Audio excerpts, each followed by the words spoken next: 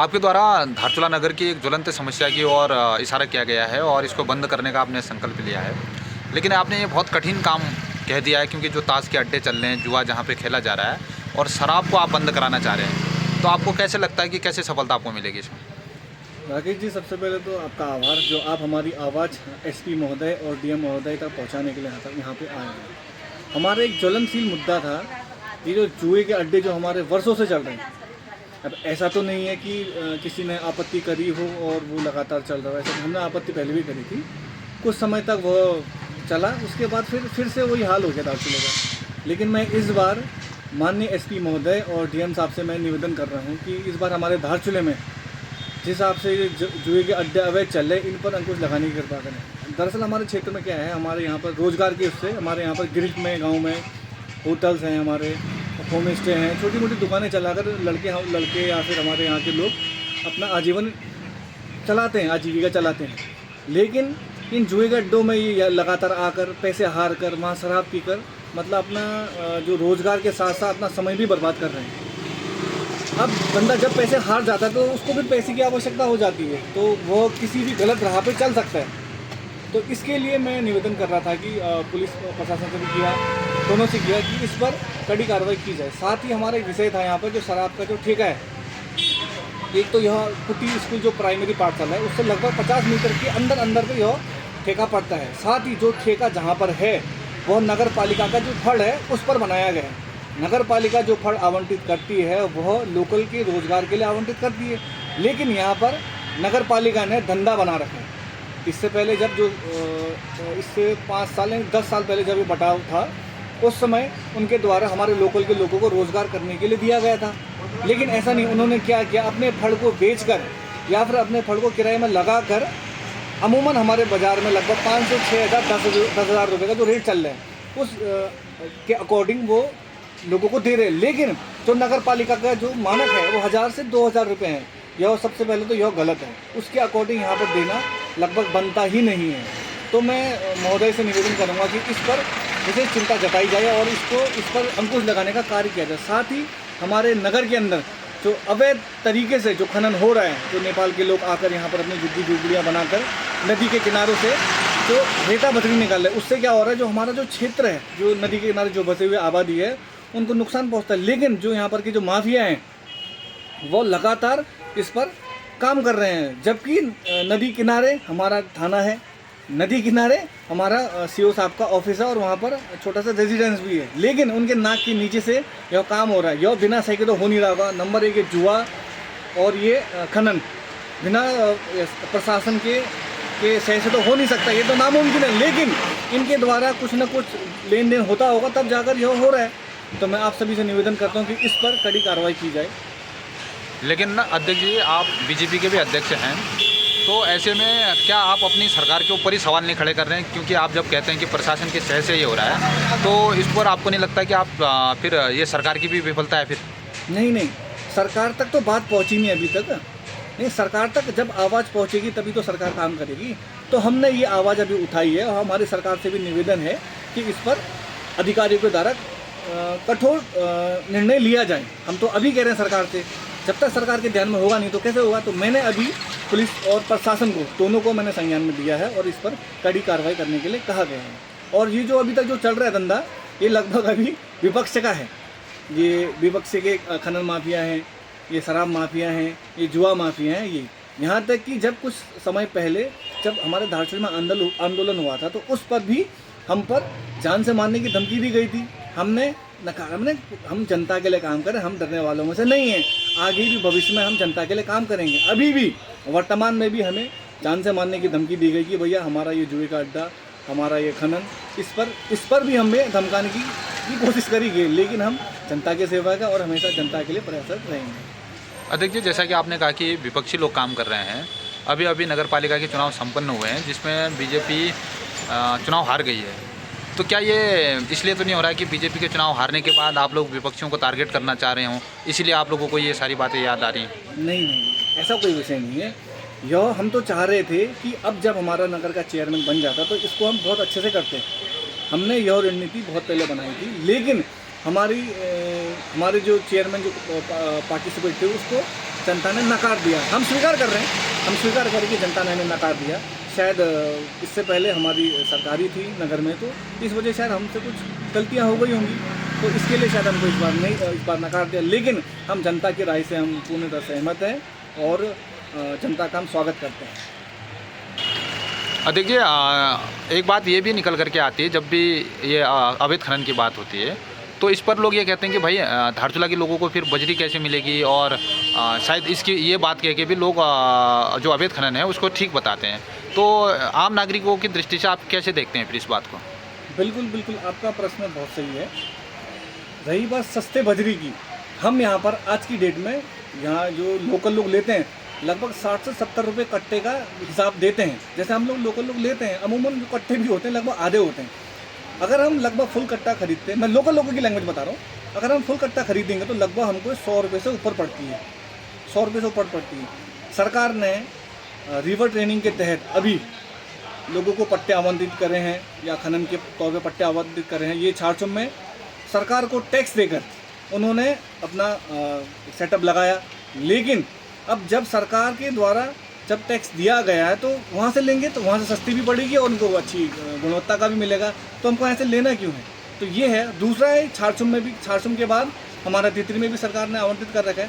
हमारे पास ऐसे तमाम स्पॉट है जहाँ से हम खरीद के ला सकते हैं। ऐसा नहीं है कि हमारा जो कंस्ट्रक्शन रुक जाएगा। जब सरकार ने हमको सहूलियत दे रखी है तो हम उस सहूलियत का फ़ायदा ले सकते हैं। तो मैं आपसे ये पूछना चाहता हूँ, चाहे आपने एक ज्वलंत मुद्दा उठा दिया है, एक और आप जो जुए के अड्डे हैं उस पर बात कर रहे हैं, तो ऐसे लोग भी आपके खिलाफ लॉबिंग कर सकते हैं, और जो अवैध खनन की आप बात कर रहे हैं तो आपके लिए मुश्किलें भी बढ़ सकती हैं। तो इसको आप कैसे देख रहे हैं, और जनता को जो अवैध खनन हो रहा है तो उसके लिए आप क्या समाधान दे सकते हैं? समाधान सरकार से कानूनी तौर पर भी ले सकते हैं। यानी जब सरकार को टैक्स देके हम नदी किनारे में जो अवैध खनन हो रहा था इस पर रॉयल्टी के तहत टैक्स देकर हम ले सकते हैं। इससे जनता को सहूलियत भी होगी और राजस्व भी बढ़ेगा। लेकिन जो अवैध रूप से जो खनन कर रहे हैं उनको सख्त चेतावनी है कि यह उनको और जो सह देने वालों को उनके खिलाफ कानूनी कार्रवाई की जाएगी, और जनता के खिलाफ, जनता के द्वारा और सरकार के द्वारा। हाँ, अवैध जो जुए के अड्डे हैं वो आपको लगता है क्या ये बंद हो पाएंगे? अगर बंद नहीं होंगे तो हम पुलिस के साथ जाकर घर घर जाकर ऐसी जगहों को चिन्हित कर उनको पुलिस के द्वारा उन पर कार्रवाई कराई जाएगी। ये सख्त निर्देश है उनके लिए भी और शासन के लिए भी। आंदोलन के लिए आपकी अगली रणनीति क्या हो सकती है? हम जनता से अपील करके घर घर से महिलाओं को लाकर इनके खिलाफ आंदोलन करवाएंगे। हमारा जो भविष्य है, हमारे बच्चे ही तो आने वाला भविष्य, इनको शराब और जुए से बचाएंगे तो हम सबका भविष्य तो वैसे ही बनेगा। हम घर घर जाकर महिलाओं से निवेदन करेंगे कि आप लोग आएँ और इसके खिलाफ मोर्चा खोलें।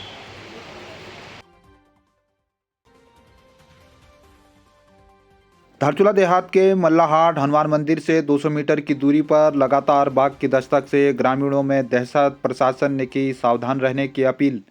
स्थानीय मनीष रावल ने बताया कि हाट हनुमान मंदिर से 200 मीटर की ऊपर दूरी पर लगातार 2 दिनों से बाघ की दस्तक से लोग काफ़ी दहशत में हैं और उन्होंने प्रशासन से शीघ्र राहत देने की मांग की है। उन्होंने बताया कि ग्रामीणों से मिली सूचना के अनुसार उस क्षेत्र में बाघ 2 जानवरों को अपना निवाला बना चुका है। बाघ की लगातार हो रही दस्तक से लोग परेशान हैं। वहीं उपजिलाधिकारी मंजीत सिंह के द्वारा स्थानीय लोगों से सावधान रहने की अपील की है। उन्होंने सक्षम अधिकारियों को उचित दिशा निर्देश भी जारी किए हैं। मिली जानकारी के अनुसार वन विभाग की टीम के द्वारा भी उस क्षेत्र में गश्त शुरू कर दी गई है।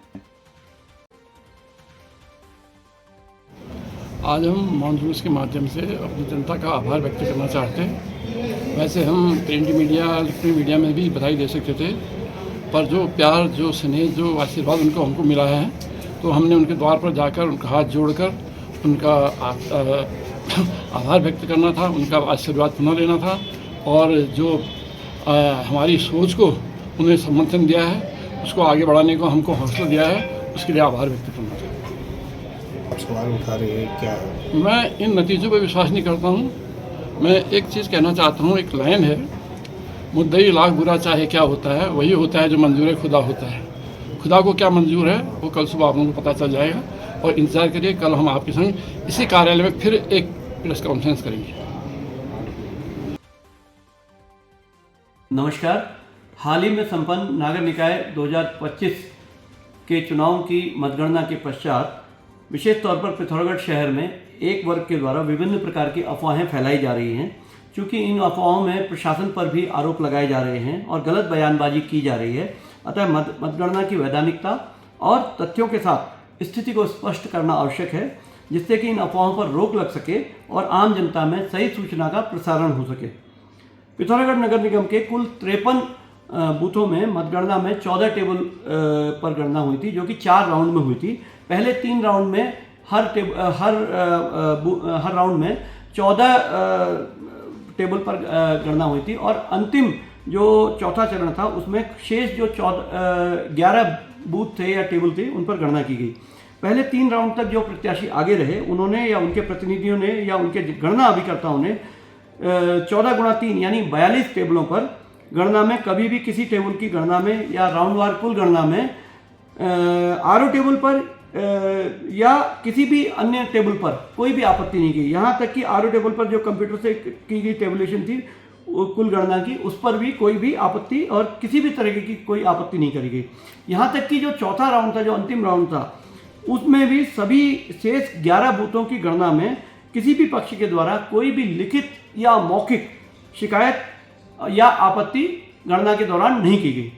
आरए के द्वारा तीसरे राउंड की गणना के बाद कुल मतों को अंतिम और चौथे राउंड के कुल मतों से मिलाया गया तो 17 मतों से श्रीमती कल्पना देवलाल विजयी रहीं।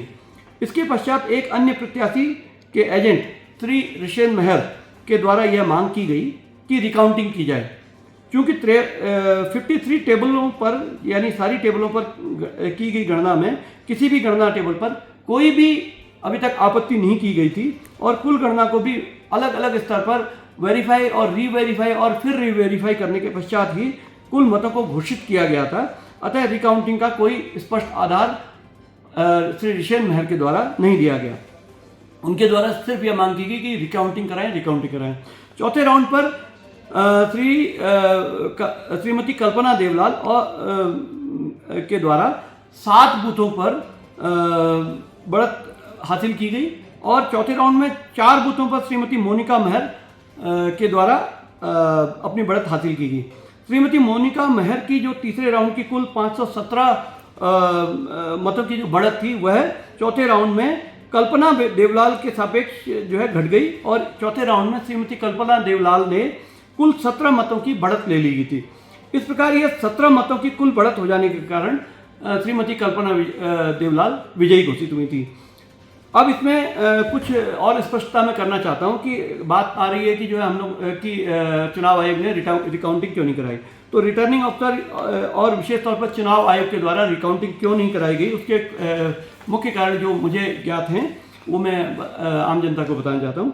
4 राउंड में किसी भी टेबल पर किसी भी पक्ष के द्वारा कभी भी कोई लिखित या मौखिक कभी भी कोई आपत्ति नहीं करी गई थी। तीसरे राउंड तक का एक पक्ष और अंतिम राउंड में दूसरे पक्ष की स्पष्ट बढ़त दिखाई देने के बाद बूथों के माध्यम से कुल मतों में दिखाई दी थी। अब इस पर भी अभी तक का कोई आपत्ति नहीं थी। तीसरे राउंड के बाद एक और स्थिति उत्पन्न हो रही थी जो कि कानून व्यवस्था की थी।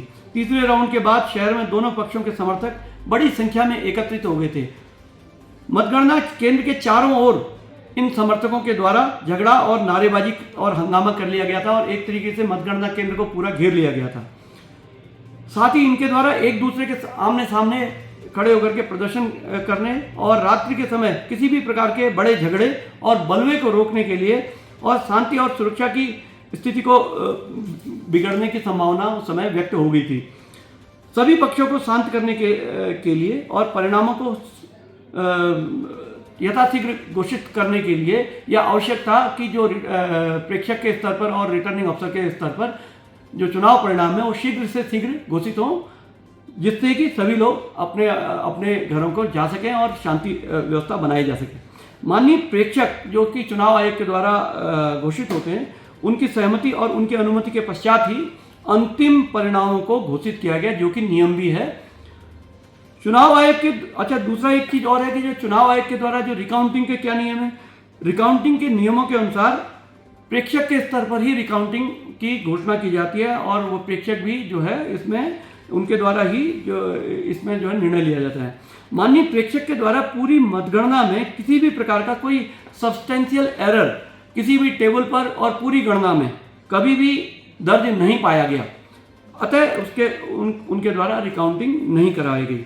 उपरोक्त से स्पष्ट है कि यदि कोई प्रत्याशी तीसरे राउंड तक प्रशासन को पारदर्शी पाता है और प्रशासन की तारीफ भी कर रहा है, वहीं वह चौथे राउंड के पूरा होने के बाद यदि आपत्ति करना चाहता है तो यह स्पष्ट रूप से चुनाव आयोग के दिशा निर्देशों के क्रम में जो प्रेक्षक हैं उनका ही निर्णय था कि नियमों के तहत पूरी अथवा किसी टेबल पर या गणना करनी है या नहीं करनी है।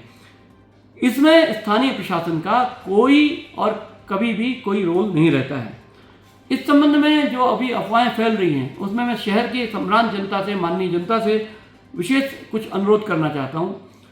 पहला तो यह है कि चुनाव आयोग और जो इसकी पूरी जो प्रक्रिया है, ये पूरी प्रक्रिया बिल्कुल फुल प्रूफ है। चुनाव की प्रक्रिया सभी जगह पर बिल्कुल निर्धारित है, किस किस प्रकार से काउंटिंग होगी, किस किस प्रकार से व्यवस्था होगी, किस किस प्रकार से चुनाव के परिणामों की गणना एक एक करके की जाएगी। इसमें किसी स्तर पर गड़बड़ी की संभावना ही नहीं है, न तो टेबल के स्तर पर और न ही आरओ के स्तर पर और न ही किसी अन्य अधिकारी के स्तर पर, और जिलाधिकारी और किसी अन्य अधिकारी के स्तर पर तो ये सीधे सीधे संभव ही नहीं है। तो मेरा ये कहना है कि अधिकारियों पर बेवजह का आरोप न लगाया जाए, क्योंकि ये सारी व्यवस्थाएं जो है चुनाव आयोग के परिधि में, सीसीटीवी की परिधि में, और सभी चुनाव के जो एजेंट हैं, मीडिया के सारे लोग थे वहाँ पर, उनके सामने की जा रही थी।